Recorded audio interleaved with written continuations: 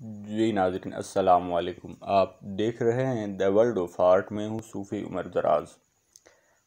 کیا آپ جانتے ہیں کہ پوری کائنات میں سب سے زیادہ قرآن پاک و عربی کی کتب کس خطاطی کے فونٹ میں لکھی گئی ہیں؟ یقیناً یہ آپ کو شاید ہی کم علم میں ہو کہ خط نسخ اس کا نام ہے۔ خط نسخ کے انداز خط میں سب سے زیادہ دنیا بھر میں قرآن پاک لکھی اور شائع کی جاتی ہیں۔ اس کا سبب کیا ہے یہ جانتے ہیں۔ اس کا ایک سبب تو یہ بھی ہے کہ یہ خط واضح، خوبصورت اور سادہ ہے کہ اسے سلجھا ہوا، تعلیم یافتہ شخص اور ایک عام فہم، ایک عام آدمی جس کی کم تعلیم اور کم سمجھ ہو، وہ بھی اس خطاطی کے انداز کو بخوبی سمجھ پائے اور قرآنی آیات کو بآسانی مطالعہ کر سکے۔ اور اس کا ایک سبب یہ بھی ہے کہ یہ تو آپ جانتے ہیں کہ پوری دنیا میں دو قومیں موجود ہیں، ایک تو عربی، ایک اجمی۔ عربی وہ ہیں جو عربی زبان سے واقف ہیں، جن کی مادری زبان عربی ہے، اور اجمی وہ ہیں جو عرب سے وابستہ نہیں ہیں، جن کی مادری زبان عربی نہیں ہے۔ تو انہیں بآسانی سمجھانے کے لیے خط نسخ تخلیق کی گئی تاکہ اجمی لوگ عربی زبان کو بآسانی سمجھ پائیں، سیکھ پائیں اور اسے اس پہ عمل بھی کر پائیں۔ اس لیے یہ ترتیب دی گئی ہے۔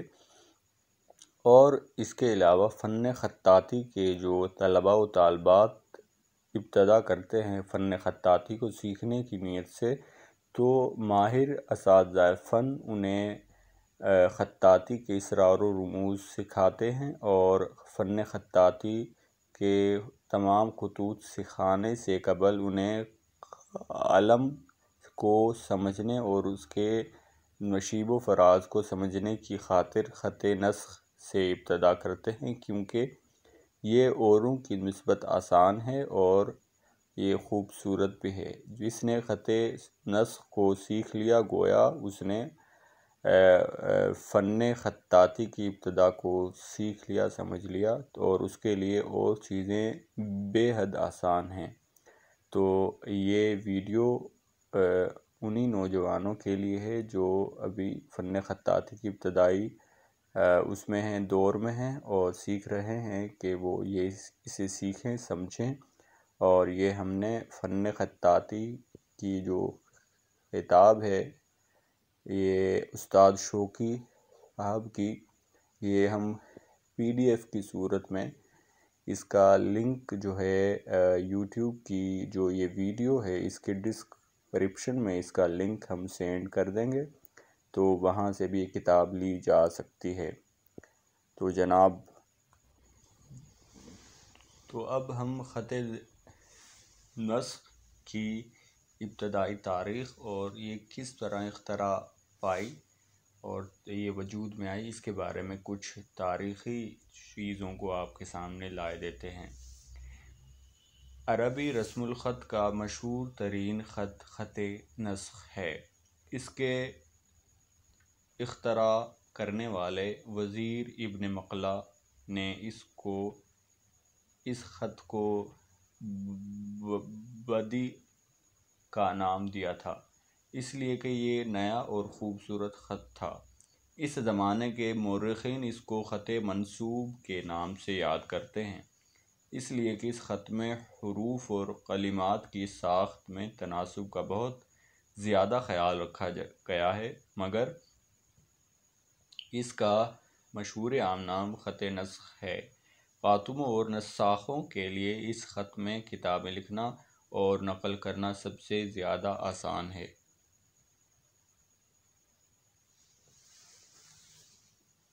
یہ جو ہے آسان ہے اور زیادہ واضح ہے، اس لیے اس کو وضاح بھی کہتے ہیں۔ اس خط کی شہرت اور مقبولیت اول روز سے آج تک بدستور موجود ہے اور قائم ہے۔ تمام مورخین یہ بات بیان کرتے ہیں کہ خط نسخ وزیر ابن مقلہ کی اختراع ہے۔ گزشتہ صدیوں میں مصنفین یہی بات دہراتے رہے ہیں، مگر اس صدی کے ناقدین و ماہرین کے نزدیک یہ بیان قرینِ صواب نہیں ہے۔ محققین نے بدی کاغذ کی ایسی تحریریں انکشاف کی ہیں جو پہلی صدی ہجری کی تحریر کردہ ہیں، جن میں دور پایا جاتا ہے جو خط نسخ سے مشابہت رکھتی ہیں۔ ان وجوہ کی بنا پر یہ دعویٰ کہ خط نسخ تیسری صدی ہجری میں پیدا ہوئی ہے آج کل مقبول نہیں رہا۔ در حقیقت صورتحال یہ نظر آ رہی ہے کہ خط کوفی بلکہ عربی خط آغاز ہی سے بسط اور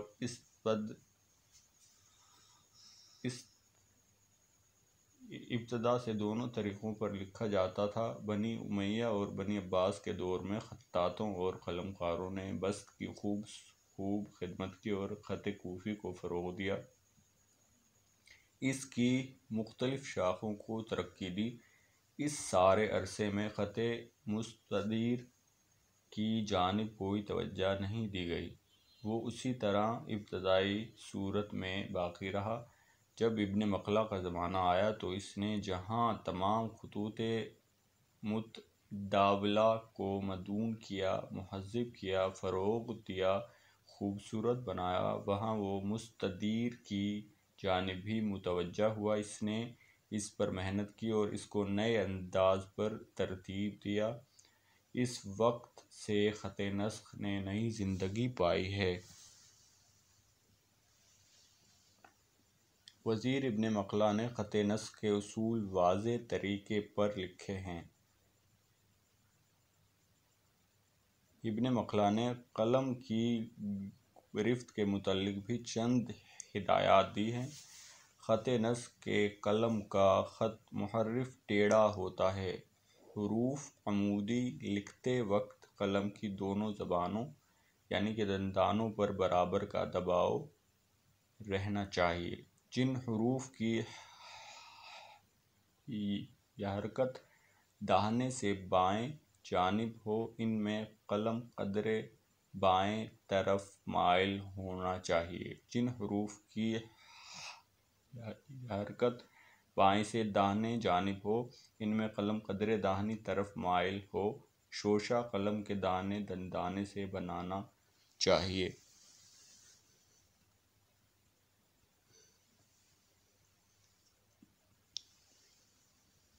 نقطہ قلم کے دونوں دندانوں سے آنا چاہیے۔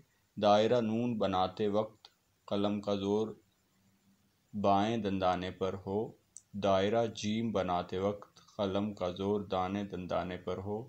خط نسخ ایک مکمل، منظم اور معتدل خط ہے۔ اس خط میں حروف اور کلمات بالکل واضح ہوتے ہیں، کسی قسم کا شک اور الجھاؤ نہیں ہوتا، خاص طور پر جب حروف پر اعراب لگا دیے جائیں۔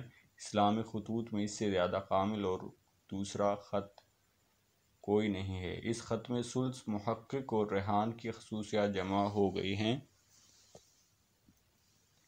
مگر اس کے باوجود خط میں یک رنگی اور یکسانیت پائی جاتی ہے۔ خط محقق کے مقابلے میں حروف زیادہ بارونق ہیں۔ خط نسخ میں نصف حصہ دور ہے اور نصف سطح ہے۔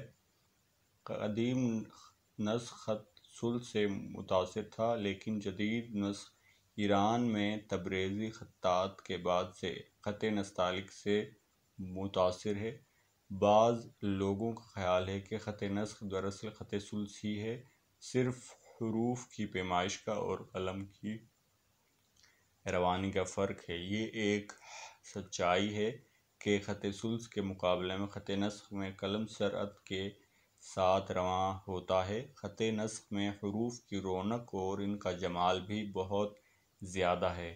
خط نسخ خواہ کاغذ پر لکھا جائے، خواہ دھات پر لکھا جائے، پتھر پر، دیوار پر، لکڑی پر لکھا جائے، اس کی حسن و خوبصورتی بدستور باقی رہتی ہے۔ اور سہولت سے لکھا جاتا ہے۔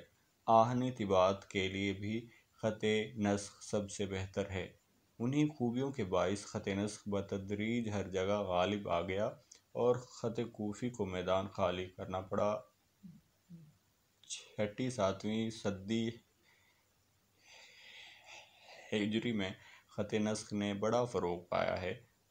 ایوبی کے دور میں یہ مصر و شام کا مقبول عام خط بن گیا۔ 6 صدی ختم ہوتے ہوتے خط کوفی کا دور ختم ہو گیا۔ قرآن مجید کی کتابت کے لیے تو خط نسخ ایسا لازم و ملزوم ہو گیا ہے کہ آج تک کوئی دوسرا خط قرآن مجید کی کتابت میں استعمال نہیں کیا جاتا۔ خط نسخ کے ساتھ ساتھ ابن مخلا نے حروف کی ترتیب بھی تبدیل کر ڈالی۔ اس نے ہم شکل حروف کو یکجا کر دیا۔ اس کی یہ ترتیب اتنی مقبول رہی کہ آج سارے بلاد اسلامیہ سے ابجد کی ترتیب ختم ہے اور یہ ہر جگہ ابتس کی ترتیب رائج ہے۔ قدیم ترتیب یہ تھی کہ الف ب ج ت ح واو ز ح تویں ی ق ل م ن س ع ف ص ق ر ش ت ث خ ذ ظ غ خلیل بن احمد فراہیدی نے ترتیب یہ ہلکی رائج کرنا چاہی تھی مگر وہ مقبول نہ ہو سکی۔ وہ یہ تھی: ع ح ح خ غ ق ک ح ش ض ص س ظ ط ض ط ظ ظ